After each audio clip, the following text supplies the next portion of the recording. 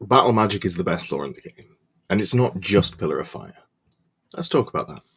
Okay, number one, there are 6 spells in that lore that you can conceivably cast. Yes, the signature spell, not incredible, but the rest of them are all fairly good.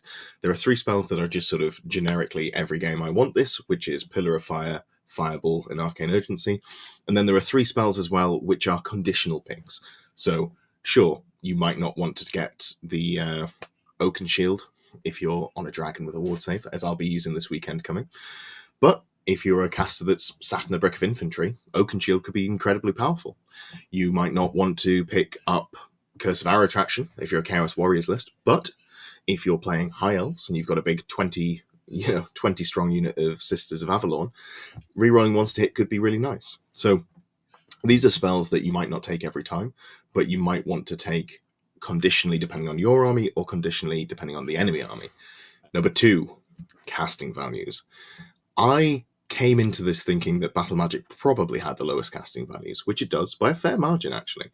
It averages out at 8.14 compared to the next lowest of 8.57, I think. Yeah, for War Magic is the next lowest. So it's incredibly low. You're more likely to cast your spells. If you're looking at a level 4, on average, you're casting your spells if you roll a 4 or a 5. Arcane Urgency is the one spell that boosts that up, which is a shame because it's an incredible spell. But if you look at the rest of the spells, I was really surprised to see the rest of the laws. I was really surprised to see what was at the top. High Magic being number 1, Illusion, Necromancy. I wasn't super surprised about seeing up there. But the top end, we're seeing a huge distance in average cast value between, High Magic 9.14 and Battle of being 8.14. That's a whole extra +1 that you've got to roll on the dice to get your spells off on average, which makes a big difference. Why is this important? Well, you can run multiple casters. You're probably going to run Lore Familiar, but as we said before, all of the spells in Battle Magic are good or conditionally good, depending on your army. So you might want to not even take a Lore Familiar. You might lean on a Spell Familiar for that +1 spell if you've got access to that, which is just a powerful ability in general. Or you might be tempted to do something like Orc players are typically doing and pick up one of the casting or dispelling bonus items. Lore Familiar is an arcane item. It's not extremely common. You can't take that and anything to boost your rolls. So maybe you just want to go, I'm going to roll on my battle spells. I'm probably going to get something good and go from there. Maybe not, because you probably want the output, but the option is something you can go with. Number 3. Battle Magic is the only lore in the game with 2 consistent output spells. What do I mean by that? Well, first of all, you got Fireball. It is the stick by all other magic missiles that are measured by. You start off, you've got 2d6 shots, strength 4, AP 0, but it's got a good range, 24 inches. It's got solid strength. The AP's naff, but it's a number of shots that you're very happy to have. This is the benchmark for magic missiles. If you're worse than Fireball, I'm going to be giving you the side eye. Do I even want to take it? If you're better than Fireball, well, there's not that many magic missiles that are better than Fireball.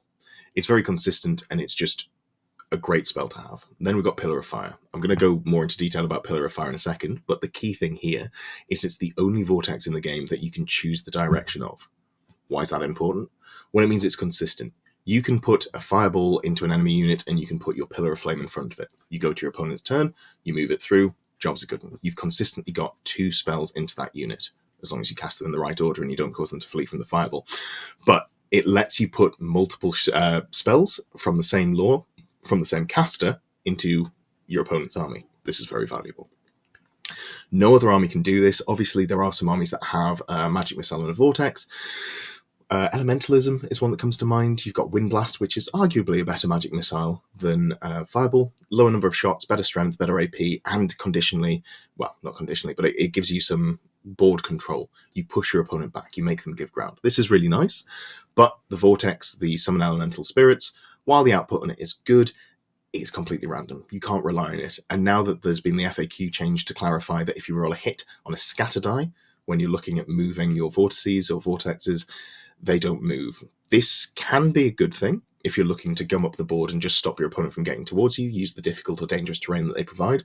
But if you're looking for pure output, which a lot of the time when you're trying to pick, spells for damage, you're going to be looking at Battle Magic, it's really hard to argue any of the other laws. Obviously, High Magic and War Magic both have a Vortex and a Magic Missile as well. Might be another one in there that I'm not, it's not coming to mind. But if it's not coming to mind, that's not a great sign for arguing that it's, the best lore for putting out output. So battle magic, incredible amount of output. You're able to pick 2 spells and you're not using your signature spell as well. Why is this important? Well, that's because some armies have signature spell lores that are just incredible. Mostly looking at you, Warriors of Chaos, they've got the Fires of Tzeentch magic missile. This is going to be 18-inch range, so shorter range than Fireball, but 2d6 shots, same as Fireball.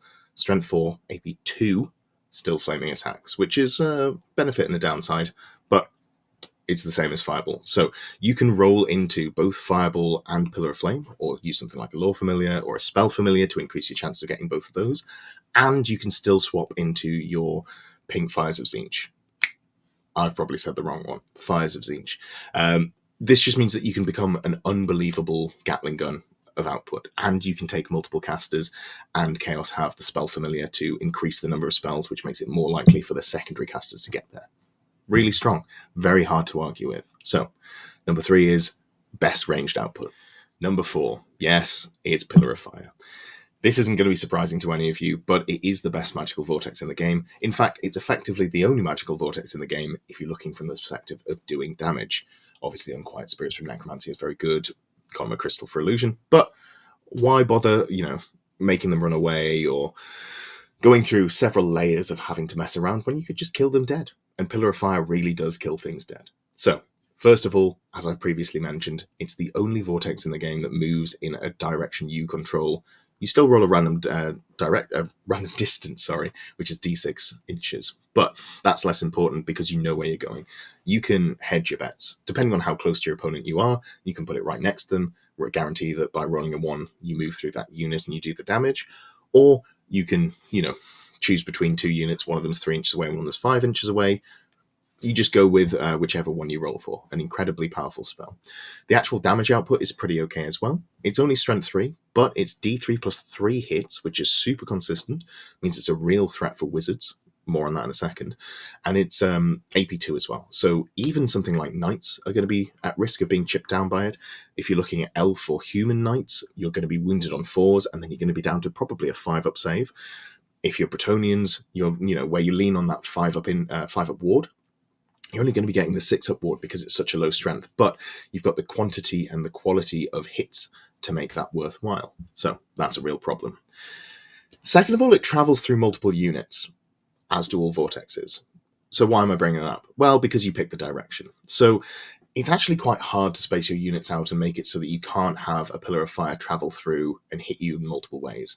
And it's especially hard if you're visualizing where the opponent's wizard is going to be before they move. So on your turn, you've got to set up your unit so you don't give them a juicy move forwards, cast 12 inches, then d6 inches of movement. Just have it travel down a flank. There are some armies that can really abuse this as well. Outside of running multiple of them, you can do something like the Focus Familiars for Dark Elves, which increase the range, as in you can cast it from a point 12 inches away, so you can cast a Pillar of Flame 24 inches. So turn 1, have that in your opponent's lines, just back and forwards, back and forwards. The main issue with this is it's going to be hitting multiple things, and that doesn't sound too bad until you remember that it moves in both players' turn. So realistically, you cast it on your turn, you hit your opponent multiple times, say you hit 2 or 3 units, they get a chance to dispel, but hopefully you're out of range, so they fail the Fated Dispel because they need to roll a 10 on the 2d6, and if you've got multiple pillars of fire, then they haven't got a hope in hell of getting rid of all of them. So let's say they fail the Dispel, moves through, then it comes to your turn, you get to move it again, then it goes to their turn, moves through again before they get a second chance to dispel. This is really rough because you can be doing just huge quantities of hits. If you're looking at, let's say, an ideal situation, you hit 3 units, and each time you do the average number of hits, that's 45 hits just from one spell before your opponent has a second chance to dispel it. This is a dice game. Obviously, you can roll low, you can fail to cast, yada yada, but just the amount of output you can get from this one spell. If you compare it to Fireball, Pillar of Fire, 45 hits, hitting 3 units in this optimal scenario. Fireball, 7 hits. Better strength, worse AP, still flaming. I know which one I'm going to pick. So, really strong, really difficult to deal with.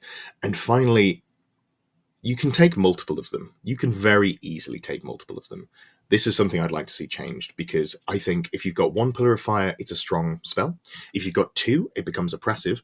If you've got 3+, it becomes very difficult to play against, to the point where unless you've got an army that's set up to deal with it, whether you're fast, whether you've got, consistent dispels, if you're able to get in range of your opponent's spellcasters, say you've got like a dragon mounted caster and you just yeet them forwards to be in dispel range turn one, something along those lines.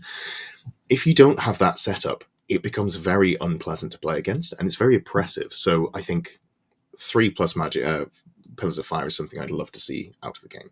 Maybe we just go back to seeing a cap of one spell per army. You can only have a single Pillar of Fire, and that includes bounce spells. I understand that means that the Ruby Ring of Ruin would be a casualty, because all of those battle magic casters wouldn't be able to cast Fireball and the Fireball from the bounce spell as well. But I'm happy to make that sacrifice. So, Pillar of Fire, very good, very strong, too strong. Want to see it fixed. Before we get on to number 5, just to touch on the couple of downsides that we have in Battle Magic. The first one is, yes, the signature spell is a bit naff. I'm probably going to be playing it next weekend, because Hammerhand is cast on a 7. It's 2d3 strength 4 AP2 hits. That's fine. That's okay. But how often do you want to have your caster in melee? Not all that often. But I am going to be running a Dark Elf Sorceress on Black Dragon, so I probably will be swapping into it. But for the majority of casters, if you're playing, Empire on a Pegasus, if you're playing the Battle Magic Bunker for Warriors of Chaos, you're probably not super excited about swapping into Hammerhand. Is that really a downside? Not so much, because most armies have some sort of signature spell that they're either excited to swap into, see Flames of Zinj, or they're okay with swapping into.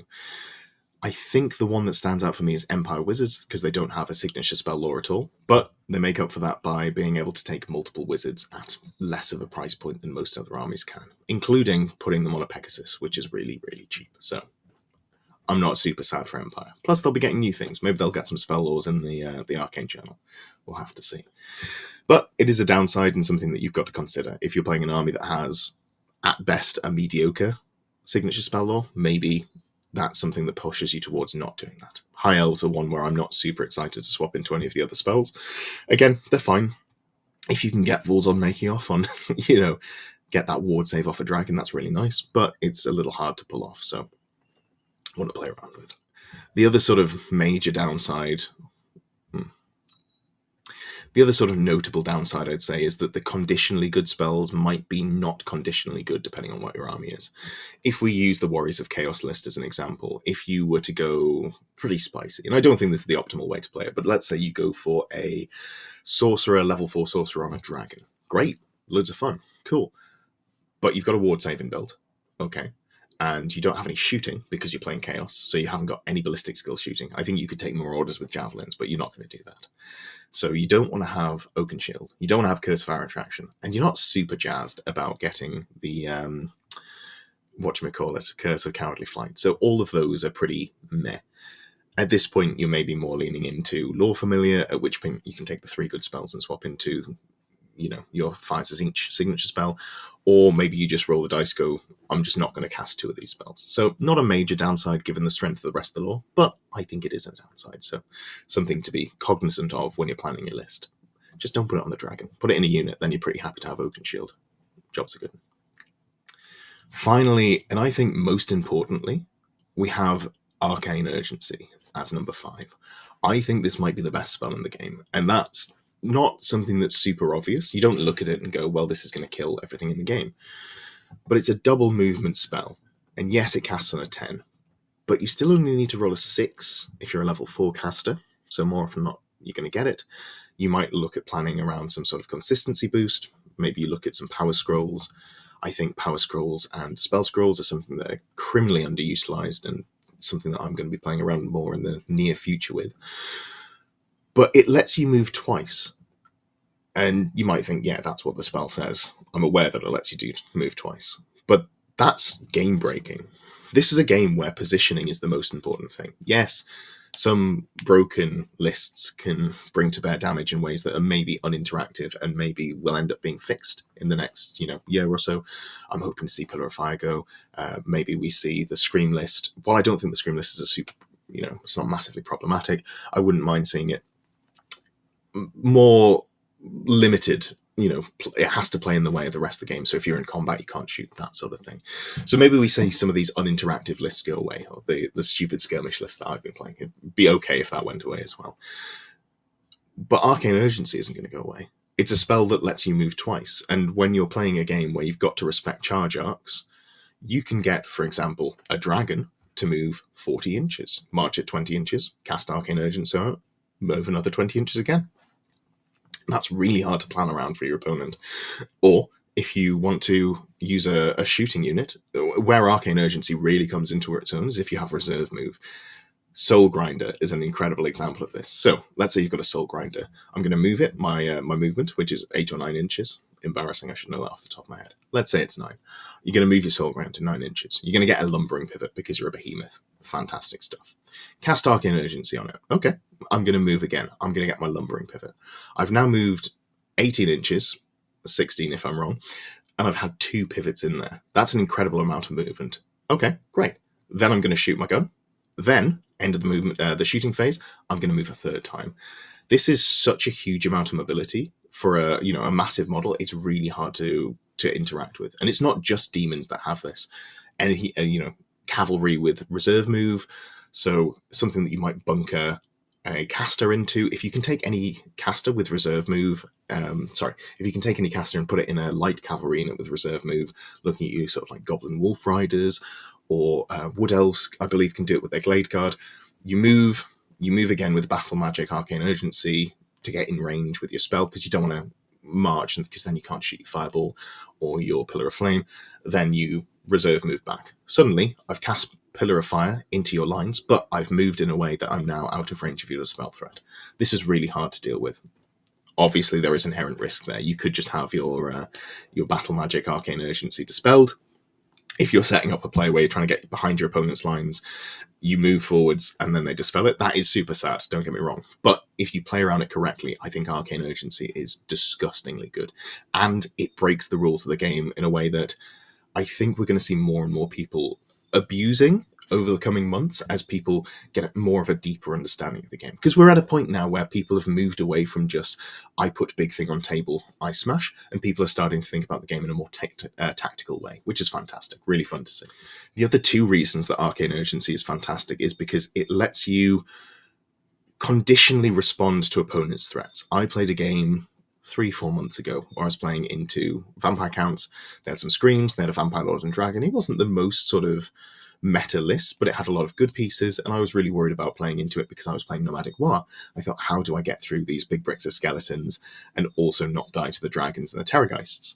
So, set up on the left flank with a unit of boars.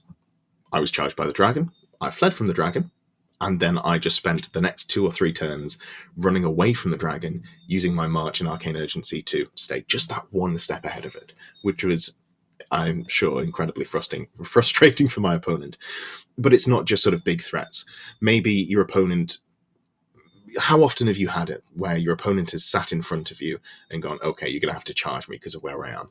Well, what if you use your first bit of movement to reform sideways, then move a little bit, have a shuffle, but then you cast Arcane Urgency and you get a march out of there? That's pretty strong. That's definitely something that I've done before, wriggling out of tough situations where your opponent's given you, let's say, a unit of dwarf longbeards in your front arc because they've double marched, they've used the Anvil of Doom's second move, their version of Arcane Urgency, disgustingly good when it goes off, to put an entire unit in front of you and gone, charge me or I'll charge you. Cool, I'm just going to Arcane Urgency out of there. Really strong. Finally, you can use it on the caster as well. Magic missiles and vortexes can't be cast if you march. This is fine. This is a level of game balance that I'm totally okay with. But sometimes I don't want to have to move slowly. Sometimes I want to move quickly and also do damage. Well, why not just move again, then do my damage? It's the same as marching. It requires an additional roll, but I'm going to cast my spells as well, which is obviously very strong. So those are my 5 top reasons for why Battle Magic is the best lore in the game. Do you agree? Do you disagree? If you've got a spell lore that you think is better, let me know down below. I didn't contextualize this at the start, but this is sort of generically. For some armies, yes, there probably is a better lore. assuming that you can take battle magic. Even if you couldn't, necromancy might be better for vampire counts because they've got ways of dealing damage that don't interact with saves or toughness. So you probably just want to lean into that. But for the general field, battle magic, number one in my eyes. Thank you for watching. If you haven't already, do check out the Discord linked down below for close order. This is not a paid Discord, it is free, but there are some VIP sections if you want to engage in those as well. Huge thanks to the channel supporters, that is Old World Arena, Mechanite, Creekhammer, and most recently Ginger Steve at the Grail Knight tier supporters. Massive thanks to you, really appreciate it, and also thanks again to Ginger Steve for these fantastic cameras making me look nice and sharp. Thanks as well to the Longbeard supporters, that is Voltan Ignato, Matthew Sinclair, more Robot Wars content, and the Winslow. And last but not least, thanks as well to the Fnatic tier supporters, Escape Velocity, Squig Herder Sean, the Grumpy Wargamer, Ook T, Gard Anderson, Ed M, Dowie After Dark, Existence UK, and Jan Gran. Really appreciate the support.